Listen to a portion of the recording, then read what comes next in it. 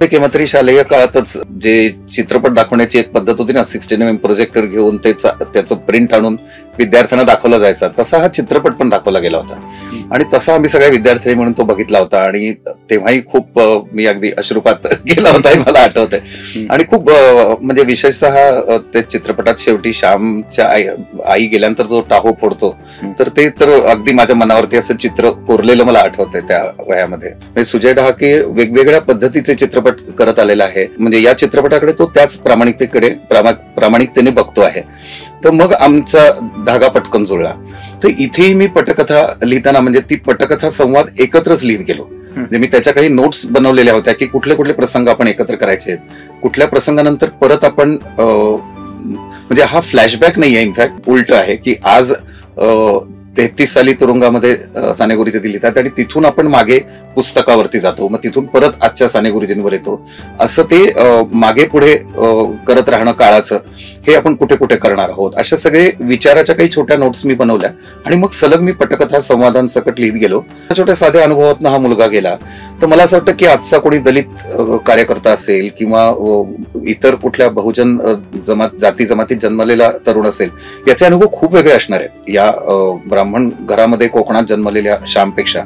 पण तरीही आईशी असलेलं नातं, त्याच्यातून तरतरेच्या अडचणीतून गरिबीतून जाता जाता आलेल्या अनुभवातून तो काय शिकत गेला आणि त्यातून तो स्वतःला कसा कणखर बनवत गेला आणि स्वाभिमान आईचा त्यांनी कसा आत्मसात केला, हे त्याला नक्की त्यातून घेता येऊ शकेल असं मला वाटतं. नमस्कार. साने गुरुजींनी श्यामची आई हे पुस्तक 1933 मध्ये लिहिलं आणि 1935 मध्ये त्याची पहिली आवृत्ती पुणे विद्यार्थीगृह प्रकाशन यांच्याकडून आली. त्यानंतर आता जवळपास 90 वर्ष होत आलीत. महाराष्ट्राच्या एकूणच सामाजिक आणि सांस्कृतिक जीवनात श्यामची आई या पुस्तकाला एक अनन्यसाधारण महत्व आहे. याच पुस्तकावर आधारित 1953 मध्ये आचार्य यात्रे यांनी निर्मिती केलेला आणि दिग्दर्शित केलेला श्यामची आई याच नावाचा मराठी चित्रपट आला होता. आणि तो त्याही वेळी इतका गाजला आणि नंतरच्या 70 वर्षात त्याची पुन्हा पुन्हा खूप चांगल्या अर्थाने चर्चा होत राहिली. त्या सिनेमाला सुवर्ण पदक राष्ट्रपतींचं, तेही 1954 मध्ये मिळालेलं आहे. आणि आता तब्बल 70 वर्षानंतर श्यामची आई याच पुस्तकावर पुन्हा एकदा त्याच नावाचा एक नवा चित्रपट येतोय. येत्या 10 नोव्हेंबरला म्हणजे ऐन दिवाळीच्या काळात हा सिनेमा महाराष्ट्रात सर्वत्र प्रदर्शित होणार आहे. आणि या सिनेमातील लेखक, दिग्दर्शक आणि अभिनेते अभिनेत्री अशा 4 व्यक्तींच्या मुलाखती आपण साधनाच्या युवा दिवाळी अंकात आणि मुख्य दिवाळी अंकामध्ये घेणार आहोत. साधनाच्या युवा दिवाळी अंकात गौरी देशपांडे, जिने या सिनेमामध्ये श्यामच्या आईची भूमिका केलेली आहे, तिची मुलाखत आपण घेतलेली आहे आणि युवा दिवाळी अंकामध्ये प्रसिद्ध झालेली आहे. आता मुख्य दिवाळी अंकामध्ये आपण 3 मुलाखती घेणार आहोत. त्यामध्ये छोट्या श्यामची भूमिका करणारा शर्व मुळे, या सिनेमाची पटकथा लिहिणारे सुनील सुक्तनकर आणि या चित्रपटाचं दिग्दर्शन करणारे सुजय ढहाके, या तिघांच्या मुलाखती साधनाच्या मुख्य दिवाळी अंकात आपण करणार आहोत. तर आज आपण पहिल्यांदा चर्चा करणार आहोत सुनील सुक्तनकर यांच्याशी. तर एकूणच ह्या चित्रपटाची पटकथा लेखन आणि त्याचा आतापर्यंतचा प्रवास, त्यांची त्याबाबतच्या भूमिका, त्यांचं साने गुरुजी आणि श्यामची आई याविषयीचं आकलन, असं सर्व आपण शक्य तेवढं करण्याचा प्रयत्न करणार आहेत. सुनील सर, तुमचं स्वागत आहे साधनाच्या या स्टुडिओमध्ये. पहिलाच प्रश्न, आपण सिनेमाकडे वळणारच आहोत, पण पहिलाच प्रश्न असा की ज्या श्यामची आई या पुस्तकाने महाराष्ट्राच्या समाज मनाला 88 ते 90 वर्ष रिझवलंय, असा हे पुस्तक, श्यामची आई हे पुस्तक तुम्ही पहिल्यांदा कधी वाचलं, त्याचा तुमच्या मनावर काय परिणाम झाला आणि नंतर तुम्ही चित्रपटाच्या क्षेत्राकडे वळलात, तोपर्यंत म्हणजे ह्या चित्रपटाची निर्मिती, लेखन याच्या आधीपर्यंत एकूण श्यामची आई या पुस्तकाबद्दलचं तुमचं आकलन कसं होतं, सुरुवातीपासून तर प्रत्यक्षात लेखन करेपर्यंत, याविषयी सांगा. अगदी पहिल्यांदा श्यामची आई वाचलं ते खूप लहानपणी वाचलं.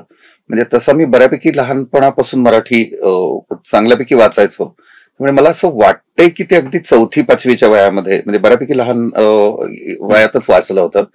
आणि तसं ते खूप असं सुबोध पुस्तक असल्यामुळे ते सहज आणि पटकन वाचूनही झालं होतं आणि मला खूप असं मनाला भरून आलं होतं असं आठवतंय त्यावेळेला.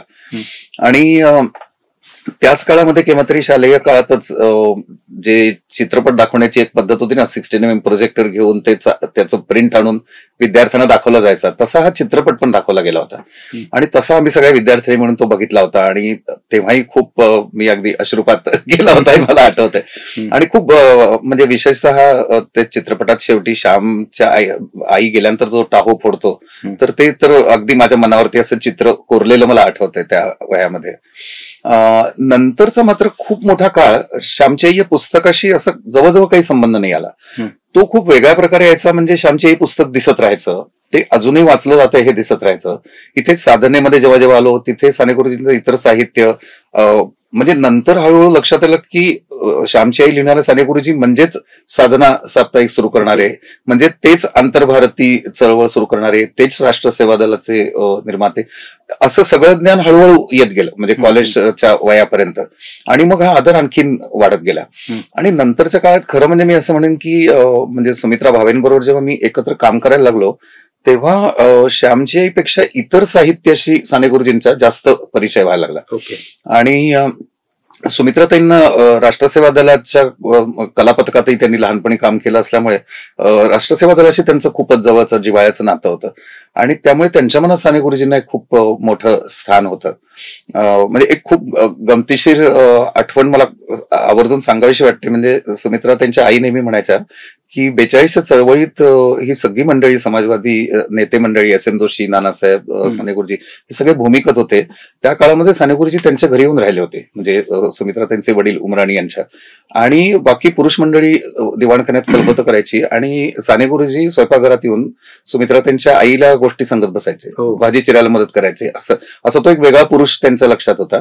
आणि तेव्हा सुमित्राताई आईच्या पोटात होत्या, तर त्यांच्या मनात ती अशी खूप अशी हृदय आठवण आहे की जणू काही तेव्हापासूनच ते संस्कार त्यांच्या मनावरती झालेत की काय असं. तर तेव्हा मला नव्याने असं जाणवलं की सती सारखी कादंबरी आता साने गुरुजींनी लिहिलेली आहे की ज्याच्यामध्ये एका प्रेमिकेचं इतकं प्रखर आयुष्य रंगवलेलं आहे आणि त्याच्यामधले एक शोकात्मक शेवट पण ते करतात, त्याच्यामधली खूप बंडखोरी पण जाणवते. तर असं सगळं पण लिहिणारा हा माणूस होता हे आणखीन उलगडत गेलं नंतरच्या काळात. आणि त्यामुळे श्यामची आईची एक मनामध्ये कुठेतरी आठवण राहिली, जरी ते पुन्हा पुन्हा वाचत गेलो नाही तरी. आणि अनेक शिक्षक असतील किंवा वेगवेगळी माणसं अशी भेटायची की जे व्रत घेतल्यासारखं श्यामची आई पुस्तक अनेक ठिकाणी विकत राहतात.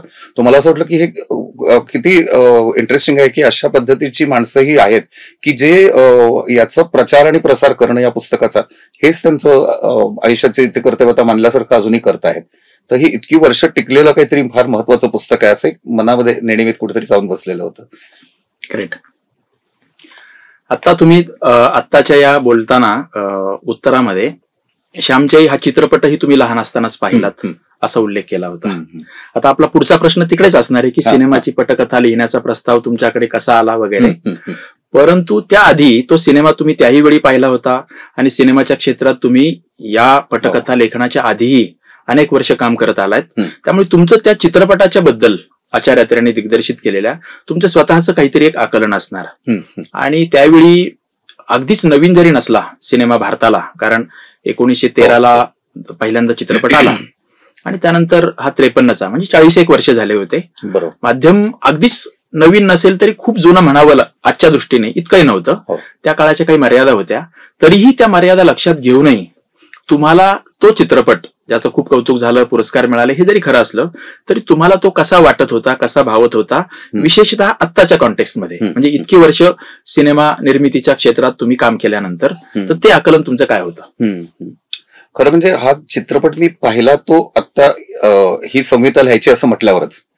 आणि म्हणजे आता या सगळ्या कोविड काळामध्ये समाज माध्यमावरती तरतरीची चर्चासत्र चालायची, त्याच्यामध्ये सुजय डहाके आणि मी एका परिसंवादात एकत्र आलो. म्हणजे मी माझ्या घरातून, तो त्याच्या घरातून, असे. आणि योगायोगाने तो मुद्दा असा होता की कलावंताला सामाजिक जाणीव किंवा राजकीय मतं असावीत की नाही, ती त्यांनी व्यक्त करावीत की नाही.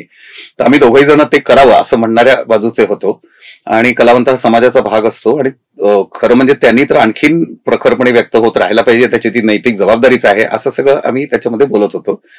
तर हे झाल्यानंतर मला त्याचा फोन आला आणि तो म्हणाला की असं असं माझ्या मनात श्यामची आई चित्रपट करायचा आहे आणि मुख्य म्हणजे पाठीशी निर्मात्यांचं पाठबळ आहे. तर कारण मला सगळ्यात पहिला प्रश्न तो पडतो की चांगला चित्रपट निर्माण करताना त्याच्या पाठीशी निर्मात्याचं पाठबळ आहे की नाही. पण इथे ते होतं.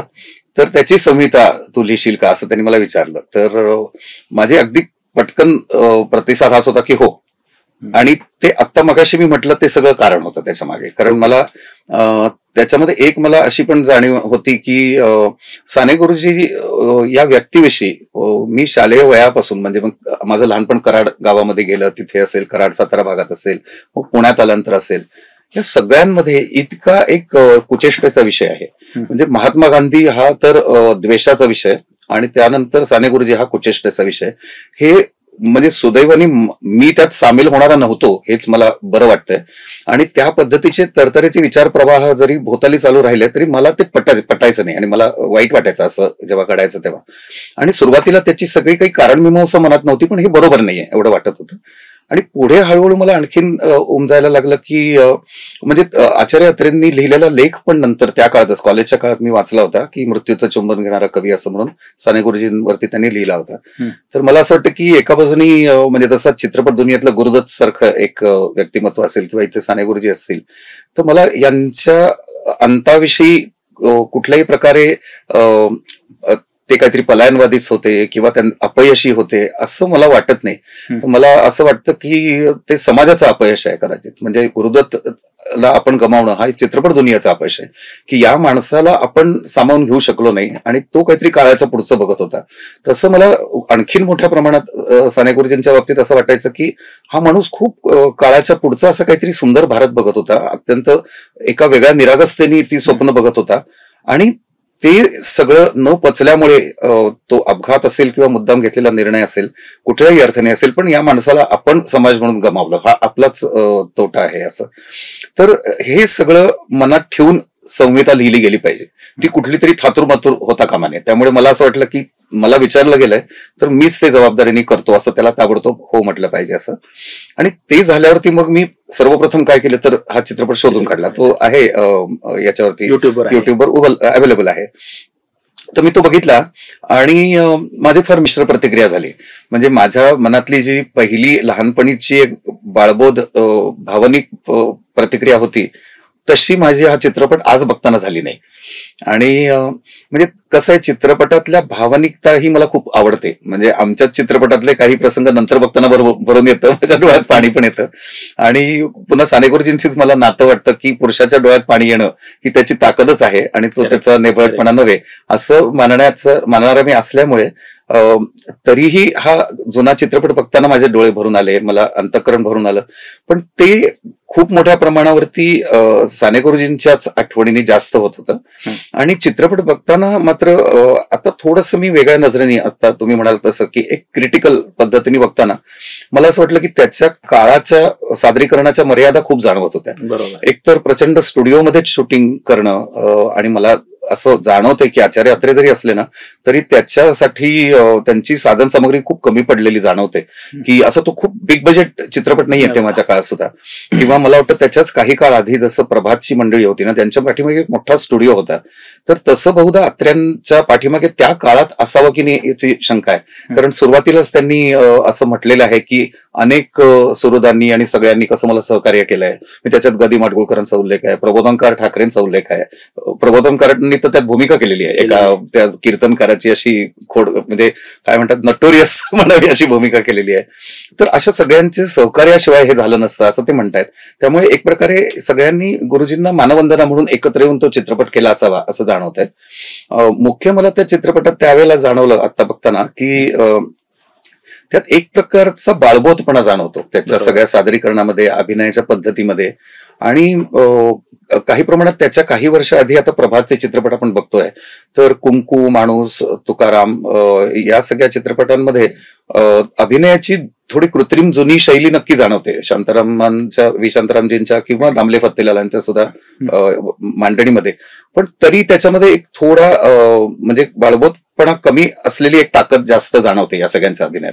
शाहू मोडक असतील, शांता हुबळीकर असतील, या सगळ्या मंडळींच्या अभिनयात. तर ते थोडंसं मला या सगळ्या चित्रपटात कमी वाटलं. म्हणजे तो थोडासा गोड आणि बाळबोध असा अभिनय वाटत राहतो. आणि दुसरं मला असं जाणवलं की जे थोडंसं या पुस्तकांमध्ये पण आहे मूळ गुरुजींच्या, की त्यांनी ते एक प्रकारे बोधकथा लिहिल्यासारखे लिहिले आहेत. आणि म्हणून आईचे उपदेश त्यांनी खूप प्रकटपणे सांगितले, जे कदाचित त्या काळाच्या दृष्टीने त्यांना योग्य वाटलं असेल, की मला या अनुभवातून हे म्हणायचं आहे आणि हे आईच्या तोंडी मी संवाद रूपात घालतो. तर ते जसंच्या तसं या मंडळींनी घेतल्यामुळे आज प्रेक्षक म्हणून बघताना खूप तुम्ही शब्दात सांगत राहताय आणि त्यामुळे मला म्हणजे तो उपदेश असा जरा जास्त झाल्यासारखं वाटतंय. अशी एक प्रतिक्रिया होत राहते. पण तरीही मला असं वाटलं की माधव वजे सरांचा जो बाळपणीचा अभिनय आहे श्यामचा, तो मात्र तरीही अजून चांगला वाटत राहतो. म्हणजे त्या सगळ्या बाकी नैसर्गिक वाटतो, तो खूप नैसर्गिक आहे. आणि मला वाटतं ते बहुतेक ना त्या काळामध्ये ते ज्या घरातून आले होते, त्यांची नाटकाची आवड या सगळ्यामध्ये, म्हणजे पुढेही ते नाट्यसंस्थेचे दिग्दर्शक वगैरे झालेले होते, तर ते जाणवतं तिथे की या मुलाला समजूत जास्त वेगळी होती. आणि थोडं वनमालाबाई मला वाटतं किंचित अडकलेले आहेत, की त्यांची जी म्हणजे मोठ्या अभिनेत्रीची प्रतिमा होती ती मोडून त्यांना एक सोज्वळ आईच्या भूमिकेत शिरायचंय म्हणून त्या थोड्या जास्त सोज्वळतेने व्यक्त होत राहतात की काय. म्हणून ती प्रतिमा म्हणून ती बघायला खूप छान वाटत राहते, पण चित्रपटाचा अभिनय म्हणून तो थोडासा असा कमी पडत राहतो असं वाटलं मला. आचार्य अत्रे नाटकातून प्रामुख्याने आलेले होते. सिनेमात केले होते त्यांनी, पण नाटकं खूप मोठ्या प्रमाणात केले होते आणि त्यातही विनोदी स्वरूपाचे होते, गंभीरही होते. तर त्या सिनेमावर मला स्वतःला असं वाटलं की एक नाटकातून आलेले लोक, अभिनयापासून तर सगळेच लोक, तर त्याची पण गडद छाया त्या सिनेमावर म्हणजे खरं त्या काळावरतीच ती खूप मोठ्या प्रमाणात जाणवते. फक्त गंमत अभिनय पण थोडा लाऊड करावा होतो, लाऊड होतो. असं तो नाटकातल्या सारखा जणू काही समोर प्रेक्षक बसलेत आणि त्यांच्यासमोर आपण सादर करतोय असा होतो. माणसं खरी जगतायत असं वाटत नाही आणि तसं करावं असंही पटकन डोक्यात येत नाही. म्हणजे अभिनय असाच असतो असं वाटण्याचा तो काळ होता कदाचित. आणि त्यातही पुन्हा कसं आहे की आचार्य अत्रेंची इतर तुम्ही ब्रँडीची बाटली म्हणा किंवा इतर पद्धतीचे किंवा मास्टर विनायकांबरोबर त्यांनी एकत्र येऊन केलेले चित्रपट जर बघितले ना, तर त्यातल्या अनेकांचा अभिनय जास्त नैसर्गिककडे जातो. म्हणजे ते दामोअण्णा मालवणकर असतील किंवा या सगळ्या मंडळींचा. पण मला वाटतं की कारण तो त्यांचा जास्त हातखंडा होता. इथे ते सुद्धा थोडे एका वेगळ्या अननोन टेरिटरीमध्ये गेल्यासारखे वाटतात आणि त्यामुळे त्यांना ते सगळं अत्यंत सोज्वळ आणि चांगलं काहीतरी आपण करतो आहोत अशा एका प्रांजळपणाने केल्यामुळे असेल कदाचित त्याच्यात थोडा तो कृत्रिमतेचा भाग येत राहतो. पण मला असं वाटतं की तो खूप प्रामाणिक आहे. म्हणजे त्याला राष्ट्रपती पुरस्कार जो मिळाला तो माझ्या मते त्या सगळ्या प्रयत्नामागच्या अत्यंत मोठ्या अपार प्रामाणिकपणाचं कौतुक म्हणून जास्त असणार आहे चित्रपटीय प्रयोगापेक्षा सुद्धा. बरोबर. आणि त्यावेळी 1950ला निधन झालेलं साने गुरुजींचं 11 जूनला. त्यानंतर लगेच 1-1.5 वर्षांनी आचार्य अत्रेंनी तो सिनेमा करायला घेतलेला आणि पुढच्या 2-3 वर्षात झालेला, स्वातंत्र्य मिळालेलं, असा तो एक भारावलेला काळ होता. त्यामुळे ते त्यांना मांडावं असं वाटणं अगदी स्वाभाविक होतं. आता मग महत्वाचा प्रश्न असा येतो की पॅन्डेमिकच्या काळात 2020-21 मध्ये तुम्ही सोशल मीडियावरून किंवा ऑनलाईन चर्चा करत होता, सुजय डहाके आणि तुम्ही. आणि सुजय यांची ओळख अगदी वयाच्या 25च्या आतल्याच टप्प्यावर शाळासारखा उत्तम सिनेमा दिग्दर्शित केलेला. तर सुजय आणि तुम्ही, सुजयकडून तुमच्याकडे जेव्हा प्रस्ताव आला की श्यामच्या आईवर सिनेमा बनवायचा आहे, तर ती चर्चा अर्थातच तुमची पण झाली असेल, तुम्ही पण विचारलंच असेल की अरे 70 वर्षापूर्वी सिनेमा आला, इतका लोकप्रिय झालाय, आजही लोकांना माहिती आहे, तर आपण नवीन काय करणार आहेत. तर तुम्ही तरी विचारलं असेल किंवा त्यांनी तरी सांगितलं असेल, तर ती चर्चा काय होती? खरं म्हणजे तशी खूप गमतीशीर आमच्या चर्चा झाल्या. म्हणजे सर्वप्रथम तर मला असं वाटलं की तू का करतोस, मी का करत नाहीये. म्हणजे मला स्वतःला असं वाटलं की अरे मलाच दिग्दर्शित करायला आवडेल, म्हणजे हे आपण करायला हवं होतं असं मला वाटलं खरं. पण त्यामुळेच मला असं वाटलं की तो करतोय तर निदान मी त्याच्यात संहिता लेखक म्हणून नक्की सामील होईन असं. आणि दुसरं खरोखर मी त्याला चिंतेने विचारलं की तू हे खूप, म्हणजे मी ही संहिता खूप प्रामाणिकपणे लिहिणार आहे, तसंच तू प्रामाणिकपणे हा चित्रपट करणार आहेस ना. म्हणजे मला आता आपण जुन्या काळातल्या चित्रपटाच्या बाकी काय काही मर्यादांविषयी बोलतोय, पण त्यातला प्रामाणिकपणा हा 100% आहे. तर मला असं भीती वाटली की आजच्या काळामध्ये उलट मात्र नको व्हायला, की आज आपल्याकडे चित्रपटाची परिभाषा खूप सुंदर आपल्याला वापरता येते, पण तो प्रामाणिकपणा जर त्यात नसेल तर मग मात्र या कथानकाला हात लावायला नको. तर ते आमच्या पहिल्याच बैठकीत मला जाणवलं की तसं नाही अजिबात. म्हणजे सुजय डहाके वेगवेगळ्या पद्धतीचे चित्रपट करत आलेला आहे आणि म्हणजे या चित्रपटाकडे तो त्याच प्रामाणिकतेने बघतो आहे. तर मग आमचा धागा पटकन जुळला. आणि दुसरं मी त्याला असं म्हटलं की आपण एक नक्की करूया की आपण त्याच आदल्या चित्रपटाचा रिमेक करायचा नाहीये, तर आपण नव्यानी पुन्हा श्यामचे हे पुस्तकाकडे जाऊ. आणि ते मूळ पुस्तक मी वाचतो आणि मग त्या पुस्तकावरून मला कशी संहिता लिहावीशी वाटेल ती मी लिहितो आणि मग तू विचार कर की हे कसं वाटतंय ते. तर तो म्हणाला ते पूर्ण स्वातंत्र्य तू घे आणि त्यानंतर आपण बघूया, असं म्हणून मग मी माझ्या प्रक्रियेला सुरुवात केली.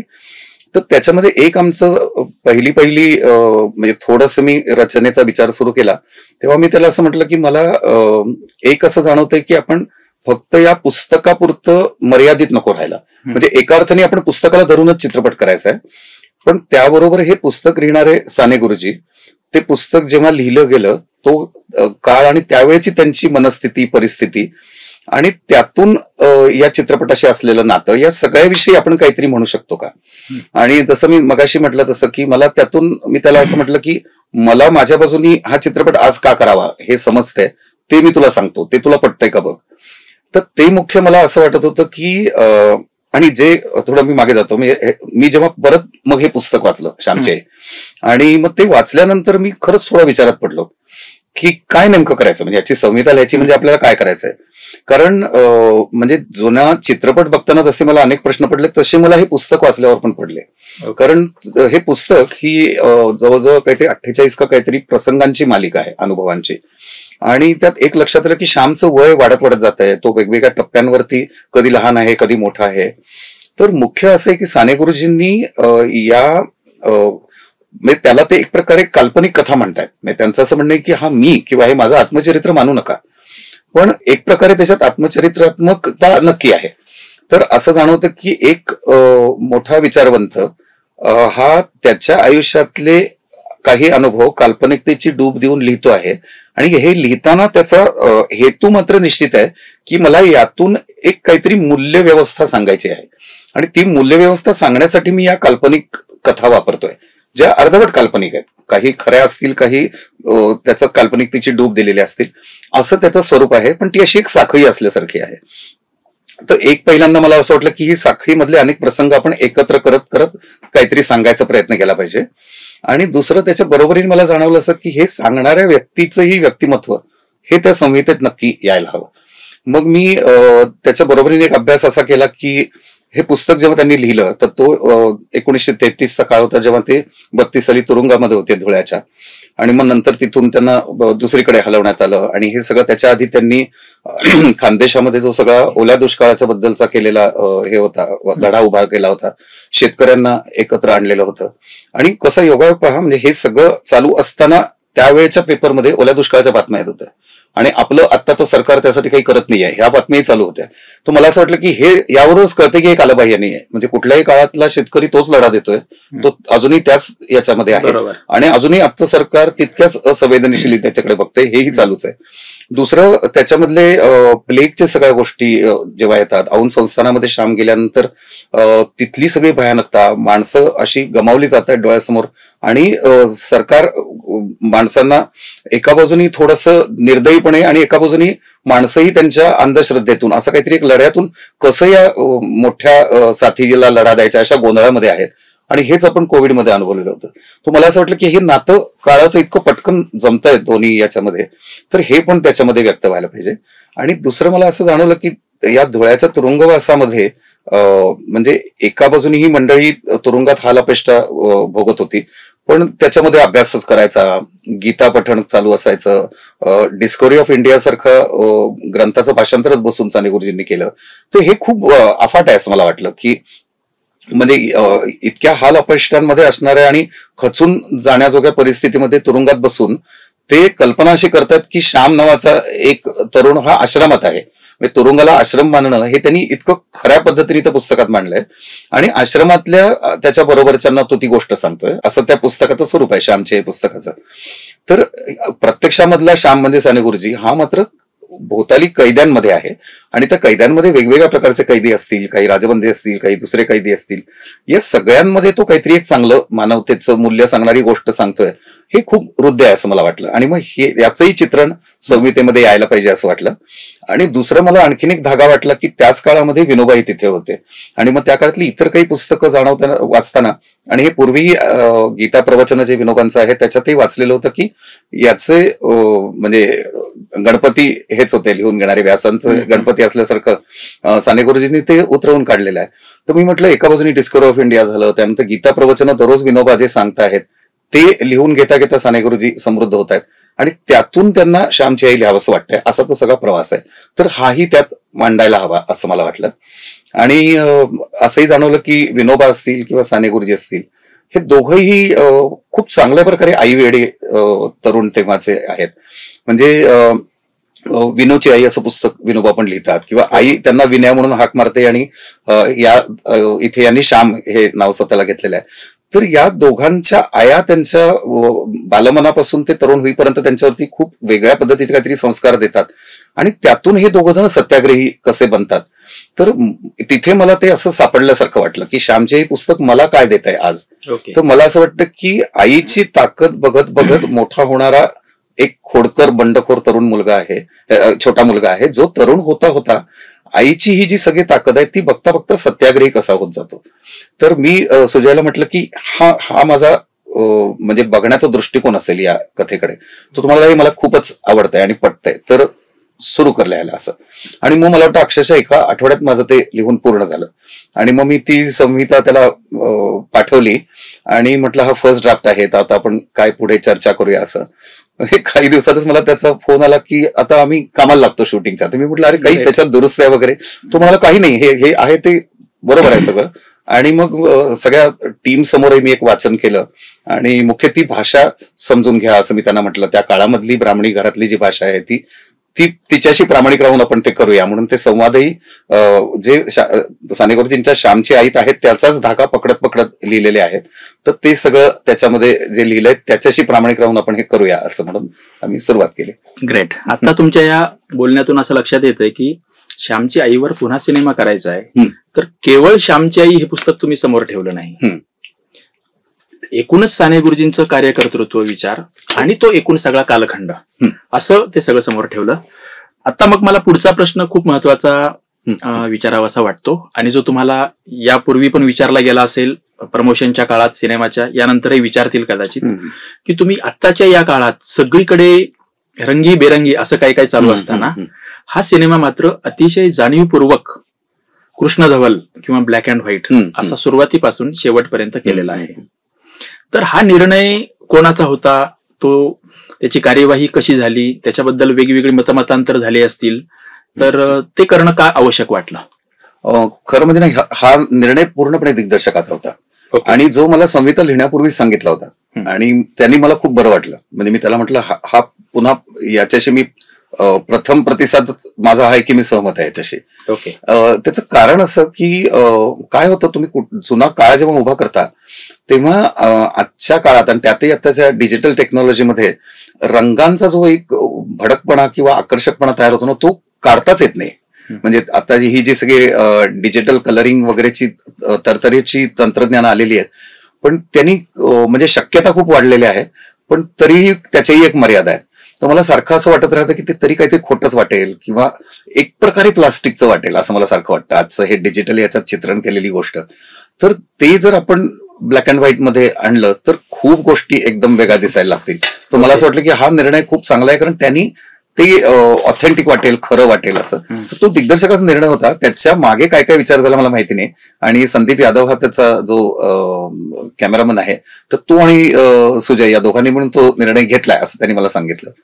तर आणि आता तो बघताना मला जाणवते की तो खूप योग्य निर्णय होता. नक्कीच आपण बघतो बऱ्याच वेळा की अशी काही दृश्य जी फोटोग्राफ्स मध्ये किंवा व्हिडिओ शूट मध्ये साधी जरी असतील हम्म. तरी त्याचे रंग आणि त्यामुळे ते खूप आकर्षक वाटतं. हो हो कधी कधी खूप साधं ठिकाण असतं, अगदी झाडं अगदी पाणी, अगदी अगदी हो परंतु फोटोमध्ये बघताना हे किती निसर्गरम्य ठिकाणी हो, गेले हो, हो. असं वाटतं. प्रत्यक्षात ते काही तसं नसतं तेवढं. खरंय खरंय खरंय. तर त्याहीमुळे अशा काही गोष्टींच्या पासून हो, हो. कलर न आणि केल्यामुळे सुटका अगदी झाली. अगदी म्हणजे मला स्वतःला एक ब्लॅक अँड व्हाईटचं खूप आकर्षण आहे आणि मला काही काही वेळेला असं वाटतं की म्हणजे फिल्म ही कायम ब्लॅक अँड व्हाईटच राहायला हवी होती. म्हणजे आयुष्य आपण बघतो तसं आणि चित्रपट हा ब्लॅक अँड व्हाईट हे अंतर राहिलं असतं तर कदाचित ते माध्यम वेगळंच राहिलं असतं. पण आता अर्थातच इतकं पुढे आल्यानंतर आपल्याला काही हे बोलण्यात पॉईंट नाही. पण अजूनही अनेक दिग्दर्शकांना ते नक्की भुरळ घालत राहतं. म्हणजे अजूनही वुडी ॲलन सारखा माणूस अमेरिकेमध्ये म्हणतो की मला ब्लॅक अँड व्हाईट मध्ये चित्रपट करायचा आहे. तेवढ्यासाठी ते कोडॅककडनं फिल्म बनवून घेतात, त्या फिल्मवर ते ब्लॅक अँड व्हाईट शूटिंग करतात. म्हणजे तो खरा ब्लॅक अँड व्हाईटपणा मिळण्यासाठी जो डिजिटल तंत्रज्ञानाला शक्य नाही आहे म्हणून. पण तो अर्थात खूप महागडा आहे. त्यामुळे या टीमला मात्र डिजिटल शूटिंग करूनच ते ब्लॅक अँड व्हाईट करावं लागलेलं आहे. मग तुमचं स्क्रिप्ट तयार झालं आणि त्यानंतर त्यांनी शूटिंगची सगळी तयारी हो चालू केली. हम्म. सामान्यतः असं म्हटलं जातं की एकदा पटकथा लेखकाने त्याचं संहिता लिहून झाली आणि ती दिग्दर्शकाच्या हातात सुपूर्द केली की तो त्या माध्यमाची ताकद, मर्यादा, बलस्थानं लक्षात घेऊन तो सिनेमा पुढे घेऊन जातो. बरोबर. काही वेळा त्या स्क्रिप्ट रायटरचा संबंध त्याच्याशी कमी अधिक प्रमाणात राहतो, काही वेळा अजिबात राहत नाही. तर तुमचं नंतर ह्या सिनेमाशी स्क्रिप्ट लिहून दिल्यानंतर एकूण सगळं शूट होणं आणि पूर्णत्वाला जाणं तोपर्यंत काय स्वरूपाची चर्चा, संवाद किती राहिला, कसा राहिला, हो तुम्ही काही सूचना केल्या का, हा. ते त्यांनी कसं स्वीकारलं, कसं पाहिलं? नाही काय थोडं झालं की म्हणजे चित्रपट लेखनाची जी माझी प्रक्रिया आहे ती इतकी वर्ष ती सुमित्राताईंबरोबर काम करत असताना आम्ही जेव्हा सुमित्राताई जेव्हा चित्रपटाची पटकथा लिहायच्या तेव्हा ते काहीतरी एक छोटी कथा लिहिली आहे, मग त्याची पटकथा, मग त्यात संवाद लिहिले आहे, असं कधी लिहायचं नाही. आणि मी त्या प्रक्रियेचा कायम सहभागी असायचो. तर जणू काही तो चित्रपट आपण आधी पाहिलाय आणि तो आता फक्त सांगायचा आहे दुसऱ्याला, या पद्धतीने त्या डिक्टेट करायच्या, आम्ही लिहून घ्यायचो, मग आम्ही त्याच्यावर चर्चा करायचो असं. तर इथेही मी पटकथा लिहिताना म्हणजे ती पटकथा संवाद एकत्रच लिहित गेलो. म्हणजे मी त्याच्या काही नोट्स बनवलेल्या होत्या की कुठले कुठले प्रसंग आपण एकत्र करायचे आहेत, कुठल्या प्रसंगानंतर परत आपण म्हणजे हा फ्लॅशबॅक नाही आहे, इनफॅक्ट उलट आहे की आज 33 साली तुरुंगामध्ये साने गुरुजी लिहितात आणि तिथून आपण मागे पुस्तकावरती जातो, मग तिथून परत आजच्या साने गुरुजींवर येतो. असं ते मागे पुढे करत राहणं काळाचं हे आपण कुठे कुठे करणार आहोत, अशा सगळे विचाराच्या काही छोट्या नोट्स मी बनवल्या आणि मग सलग मी पटकथा संवादांसकट लिहित गेलो. आणि त्याच्यामध्ये म्हणजे साधारणतः पात्र कुठे कशी असतील, त्यांच्या हालचाली काय असतील, काय पद्धतीने हे घडेल, हे सगळं त्याच्यात माझ्या बाजूने लिहिण्याचा मी प्रयत्न केला. कारण मला सारखं एक लक्षात घ्यायला लागत होतं की मी याचा दिग्दर्शक नाही आहे. त्यामुळे मी मला जेवढं वाटतंय ते जास्तीत जास्त तपशिलात देईन जेणेकरून त्या दिग्दर्शकाला त्याची मदत होईल आणि खरं म्हणजे मला हवं ते त्याच्यात होत राहील, असं एक माझा लेखक म्हणून स्वार्थ होता. आणि नंतर मात्र असं झालं की चित्रीकरणाच्या तिथे मी कधीच गेलो नाही. एक दोनदा आमचं बोलणं झालं, कोकणामध्ये चित्रीकरण चालू होतं तेव्हा, पण मी पुण्यात दुसऱ्या काहीतरी कामात व्यस्त होतो, त्यामुळे मग प्रत्यक्षात मी उठून गेलो नाही. पण आधी त्यांच्या सगळ्या टीम बरोबर एकत्र मीटिंग घेऊन मी ते वाचून दाखवलं आणि तेव्हा मी त्या सगळ्यांना त्याचं काय म्हणता येईल एक प्रकारे जे स्पिरिट आहे या सगळ्याचं ते समजावून सांगितलं आणि तिथेच म्हणजे माझी भूमिका संपली. आणि मग संपूर्ण एडिटिंग झाल्यानंतर रफकटच त्यांनी मला घरी आणून दाखवला सुजयने आणि ते पाहिल्यानंतर मला खूप समाधान वाटलं. आणि त्यांनी तेव्हाही मला कळवलं की आम्ही अगदी त्यातल्या प्रत्येक प्रसंगाला किंवा ह्याला न्याय देत प्रामाणिकपणे चित्रीकरण करतो. म्हणजे गंमत कशी व्हायची, छोटे छोटे शाब्दिक गोंधळ असायचे. केव्हा तरी मला त्याचा तिकडनं एक फोन आला की त्याच्यामध्ये असा एक उल्लेख आहे की मी काय बायको माणूस आहे का, असं श्याम आईला फणकार्याने म्हणतो. तर तो म्हणाला की हे म्हणजे बाई माणूस असं म्हणतो ना आपण, तर हे बायको माणूस काही म्हणजे टायपिंग मधली चूक आहे किंवा काय आहे. तर मी म्हटलं हे तत्कालीन मराठी आहे, म्हणजे बायका स्वतःचाही उल्लेख आम्ही बायको माणसं असा करायचा किंवा म्हणजे बाई माणूस या अर्थानेच बायको माणूस हा शब्द वापरला जायचा. बायको आपण आज नवरा बायको ज्या पद्धतीने वापरतो तसा तो शब्दप्रयोग नव्हता, त्यामुळे तो योग्यच आहे. तर असे काही त्यांच्याकडनं प्रश्न यायचे फोनवरती की हा शब्दाचा नेमका अर्थ काय आहे. आता मला आठवत नाही, पण काही खरंच असे किंवा वाक्यरचनांचे थोडे फरक आहेत तेव्हाच्या काळीच्या मराठीमध्ये. तर ते मग समजून घेऊन ते करत राहिले. म्हणजे ठीक आहे काय फरक पडतो असं म्हणून वेगळंच काहीतरी करून न टाकता. किंवा मुख्य कसं होतं ना की अलीकडे तर खूप इम्प्रोव्हायझेशन हा शब्द इतका बोकाळलेला आहे की अनेक अभिनेते अभिनेत्री मनाला येईल ते बोलतात आणि तीच त्यांची काहीतरी खूप मोठी ताकद आहे असं मानलं जातं. तर मला असं वाटतं की लेखक जेव्हा विचार करून लिहितो तर ते प्रामाणिकपणे केलं गेलं पाहिजे. त्याची शैली, उच्चारणाची पद्धत याच्यात अनेक शक्यता निर्माण होऊ शकतात. पण असं तपशिलामध्ये फरक होत होत होत काही मनाला येईल ते बोलणं यातून चांगलं तयार नाही होत. कारण ते प्रत्येक वाक्याचा एक आघात असतो, त्याची एक लय असते, त्याचा विचार करून ते वाक्य लिहिलेलं असतं. तर हे या मंडळींनी खूप हे करून घेतलेलं आहे. हा, आणखीन एकच मुद्दा होता, म्हणजे एका गोष्टीसाठी मी खूप हट्ट धरला होता, ज्याच्यात तपशिलात मी शिरू शकणार नव्हतो. पण मी त्याला म्हटलं की एक मात्र नक्की की याचा अभिनय हा 100% वास्तववादी असावा असं मला वाटतं, आणि विशेषतः आईचा. मी त्याला असं म्हटलं की आपल्या सगळ्यांच्या आया जर आपण आठवून बघितल्या तर त्या म्हणजे इंग्रजी शब्द वापरायचा तर एक मॅटर ऑफ फॅक्ट पणा त्यांच्या वर्तणुकीत असतो, एक मख्खपणा असतो. त्या अगदी गोड हसून आपल्याशी काही बोलत नाहीत, रागवल्यानंतर तर अजिबातच नाही. पण कौतुकाने बोलताना सुद्धा आया मुलांकडे बघून काही भयंकर हसत नाहीत, तशा फक्त जाहिरातीतल्या आया हसतात. तर यातली जी आई आहे ती अशी खंबीर, खणखणीत, आणि मुख्य म्हणजे आवाजाचा पोत जो तिचा आहे तो अजिबात गोडव्याचा नको. आणि म्हणजे त्याच्यामध्ये गोडव्याबरोबर जो एक असा वरची पट्टी येते ना, ती अजिबात या अभिनेत्रीला नको.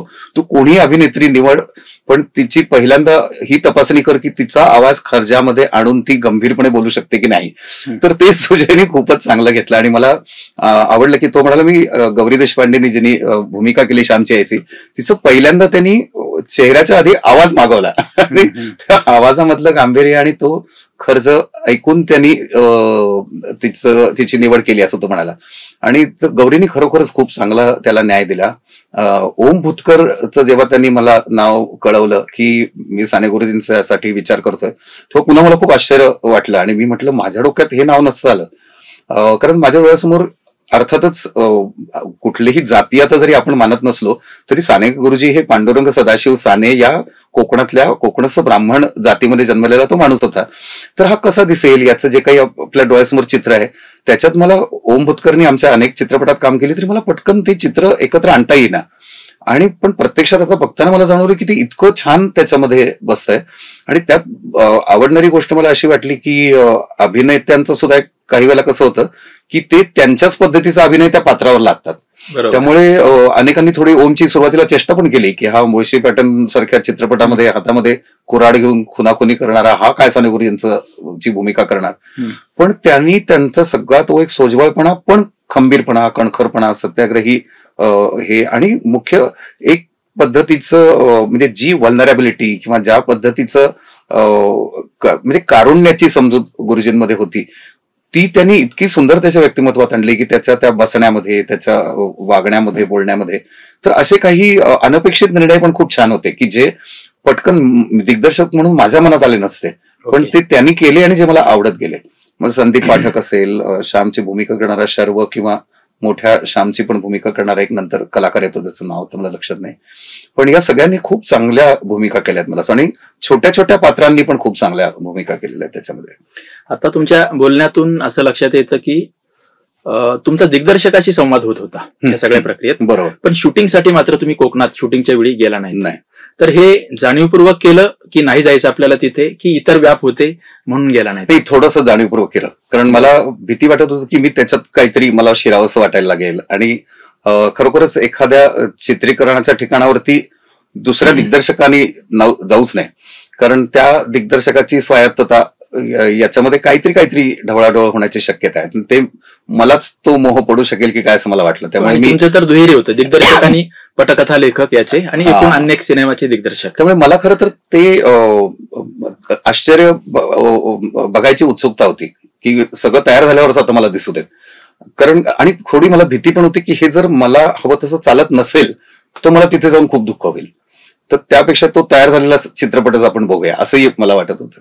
तुमच्या आता ह्या बोलण्यावरून आणि प्रश्न विचारण्याचं कारणही असंच होतं की जब्बार पटेलांनी सामना सिनेमाच्या संदर्भात जी आठवण सांगितली, सामनावरही साधनेच्या एका दिवाळ्यांकात आपण मोठी मुलाखत केलेली होती, तेव्हा ते म्हणाले की विजय तेंडुलकरांनी स्क्रिप्ट लिहून जब्बारकडे दिल्यानंतर जब्बारला पुढे सांगितलं की आता काय करायचंय, हे तुझं माध्यम आहे, दिग्दर्शक तू आहेस, मी माझं लिहून दिलं की काम संपलं.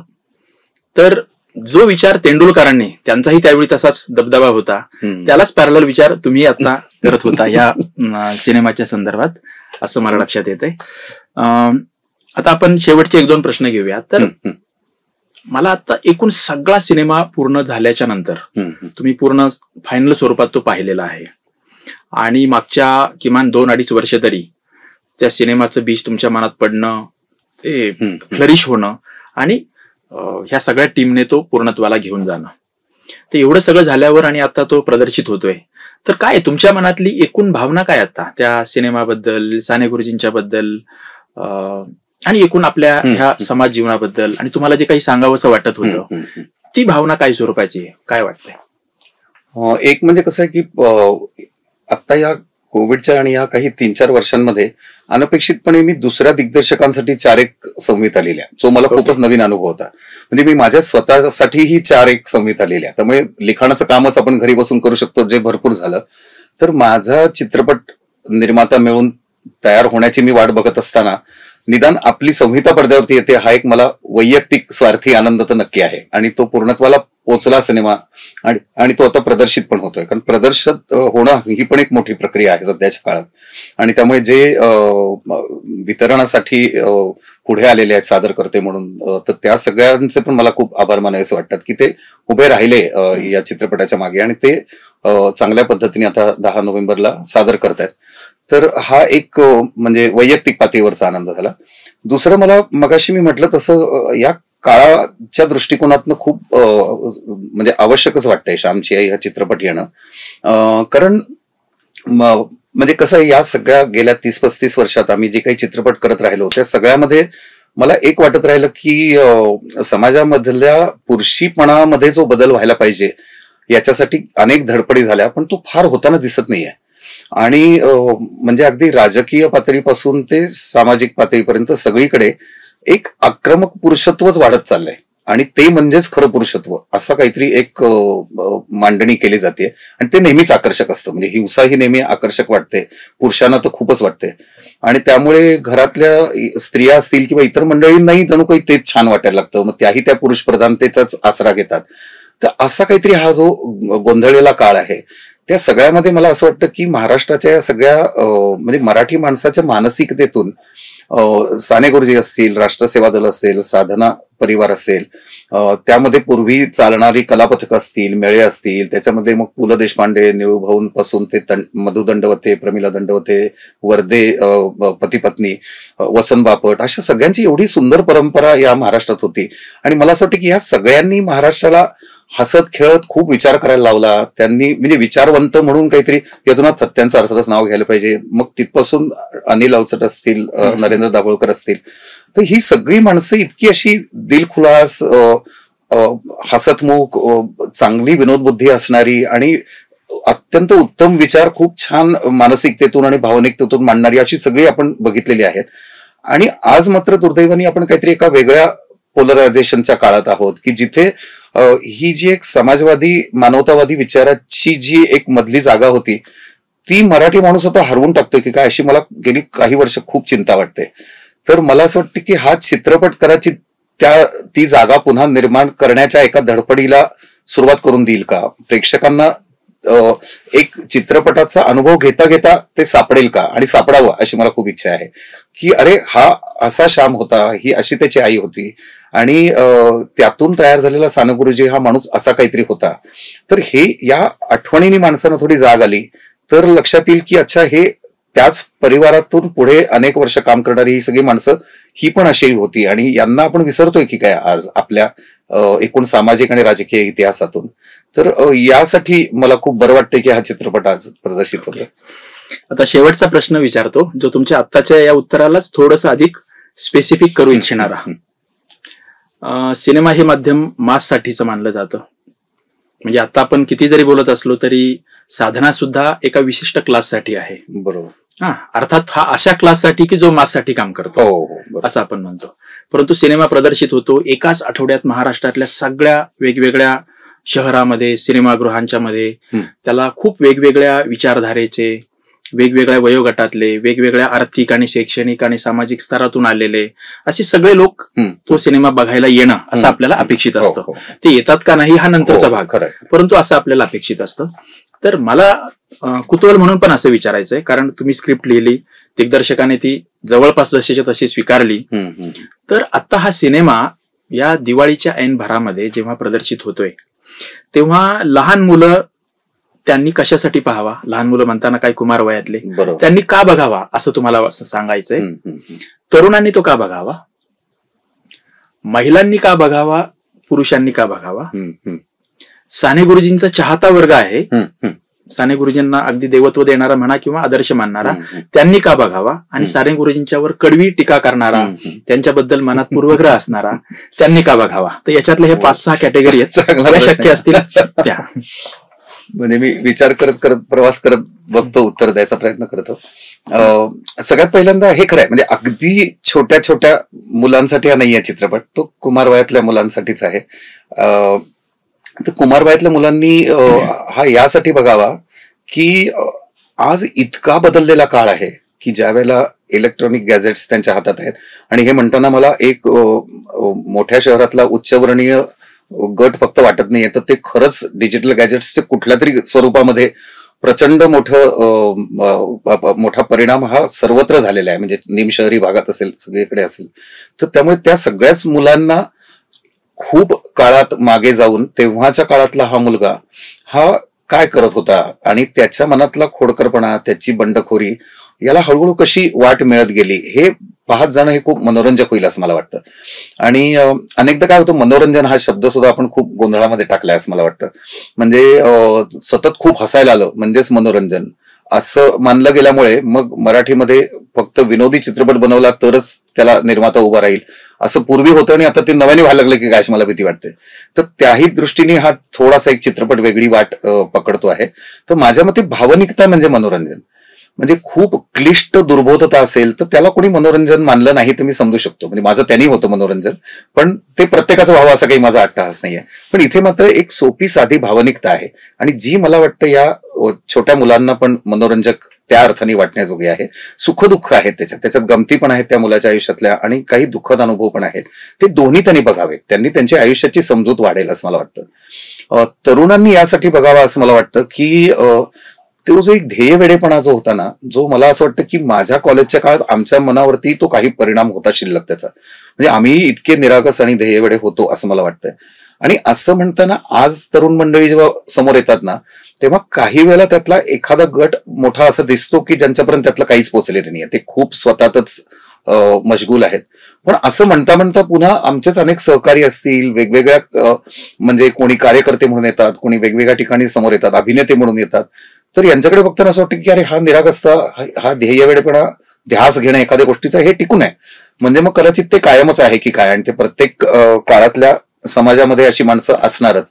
तर अशी माणसं बघणं हा सुद्धा एक आनंदाचा भाग आहे, म्हणजे साने गुरुजींच्या रूपाने. आणि ते म्हणजे जसं मला वाटतं यांचा श्याम बेनेगलांचा चित्रपट होता गांधींच्या दक्षिण आफ्रिकेतल्या काळाबद्दल, मेकिंग ऑफ महात्मा म्हणून, तसं मला हे मेकिंग ऑफ सत्याग्रही असं वाटतं मला, की ते समजून घ्यायला तरुण मंडळींना हे खूप उपयोगी पडेल, आणि कदाचित कार्यकर्त्यांना पण, की कशा छोट्या छोट्या साध्या अनुभवातून हा मुलगा गेला. तर मला असं वाटतं की आजचा कोणी दलित कार्यकर्ता असेल किंवा इतर कुठल्या बहुजन जाती जमातीत जन्मलेला तरुण असेल, याचे अनुभव खूप वेगळे असणार आहेत या ब्राह्मण घरामध्ये कोकणात जन्मलेल्या श्यामपेक्षा. पण तरीही आईशी असलेलं नातं, त्याच्यातून तरतरीच्या अडचणीतून, गरिबीतून जाता जाता आलेल्या अनुभवातून तो काय शिकत गेला आणि त्यातून तो स्वतःला कसा कणखर बनवत गेला आणि स्वाभिमान आईचा त्यांनी कसा आत्मसात केला, हे त्याला नक्की त्यातून घेता येऊ शकेल असं मला वाटतं. स्त्रियांच्यासाठी मला 100% असं वाटतं की म्हणजे मातृत्व हा म्हणजे बऱ्याचदा असंही वाटतं की स्त्रीवरती खूपच लादला गेलेलाच एक उद्योग आहे, की ते म्हणजेच काहीतरी थोर गोष्ट आहे असं म्हणून.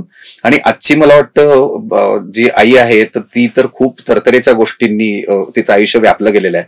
त्यामुळे तिच्यावरती म्हणजे मातृत्व आणि संस्कार यांची जबाबदारी सांभाळण्यासाठी हा चित्रपट बघ असं मी अजिबात म्हणणार नाही.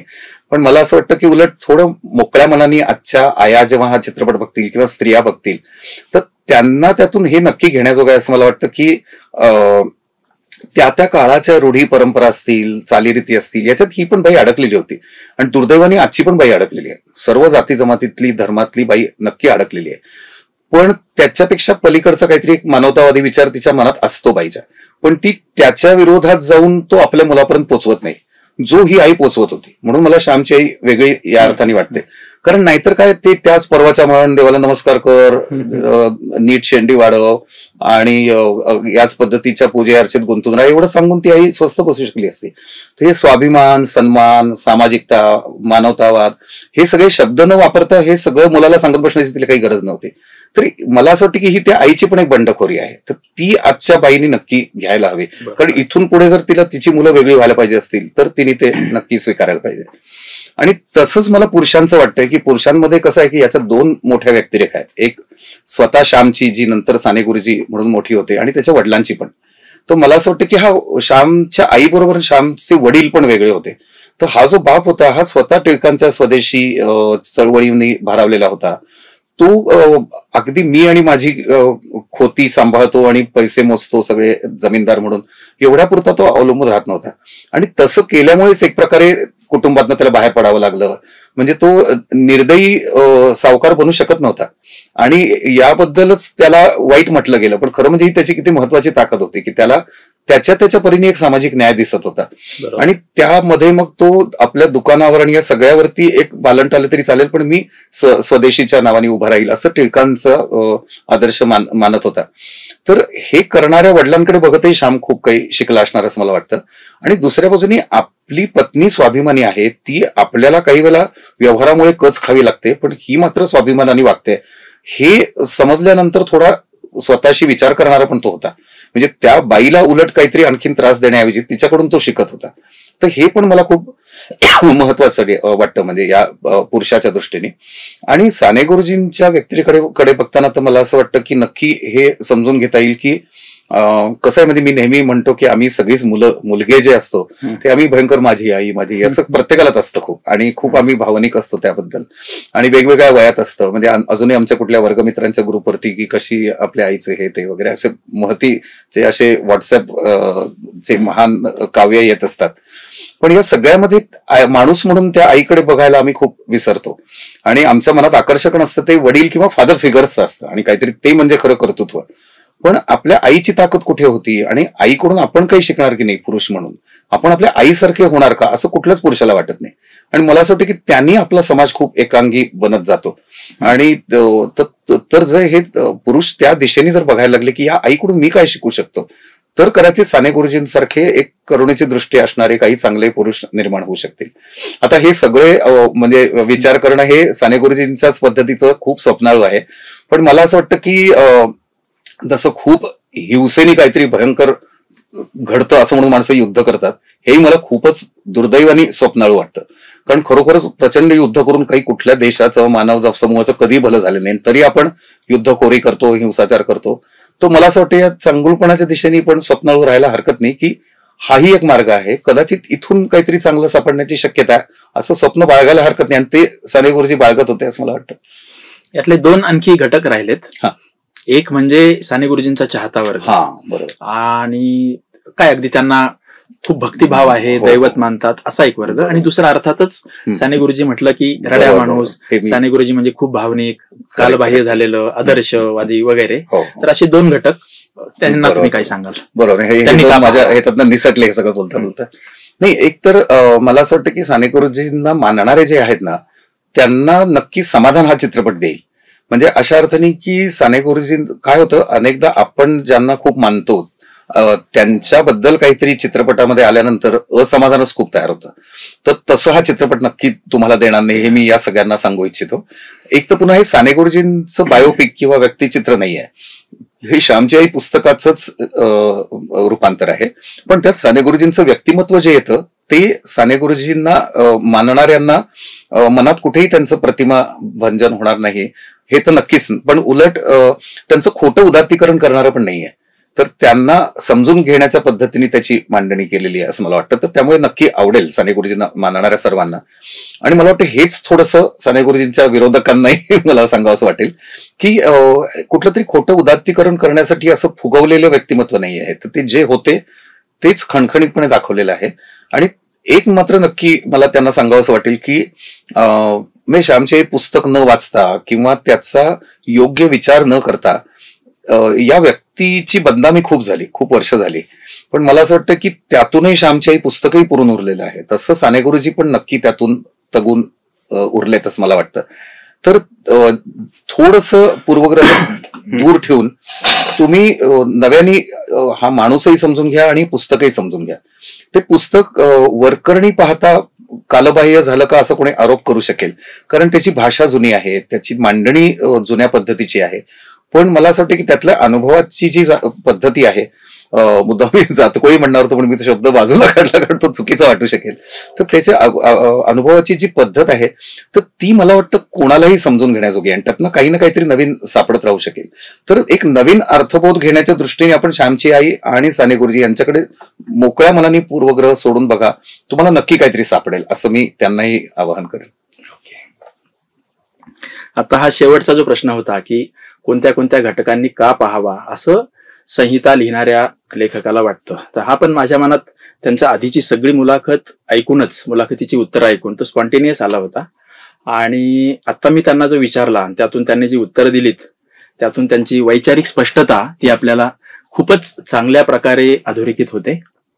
मला सांगायला पाहिजे की हा जो युवा दिवाळी अंक आहे जो गेल्या आठवड्यात प्रदर्शित झालाय त्यावरचं जे मुखपृष्ठ आहे ते गौरी देशपांडे जिनी श्यामची आईची भूमिका केलेली आहे ते आहे. आणि या अंकामध्ये गौरीची श्यामची आईची भूमिका करणाऱ्या अभिनेत्रीची दीर्घ मुलाखत आहे. आणि मी मगाशी उल्लेख केला त्या 3 मुलाखती या मुख्य दिवाळी अंकात असतील आणि त्याचंही मुखपृष्ठ या सिनेमाशी निगडीत एक छानसं चित्र असं सर्व येईल. आणि याचं कारण असं की साधना साप्ताहिकाला आता 75 वर्ष पूर्ण झालीत नुकतीच आणि साने गुरुजींचं 125वे जयंती वर्ष येत्या डिसेंबरमध्ये सुरू होत आहे. त्यामुळे हे सगळं साधनेने नाही करायचं तर कोणी करायचं असाही तो प्रश्न आहे. त्यामुळे तुम्ही इथे आलात आणि व्हिडिओ मुलाखत प्लस छापील स्वरूपातली मुलाखत दोन्ही आम्हाला करायला संधी दिलीत याबद्दल मनपूर्वक धन्यवाद. धन्यवाद.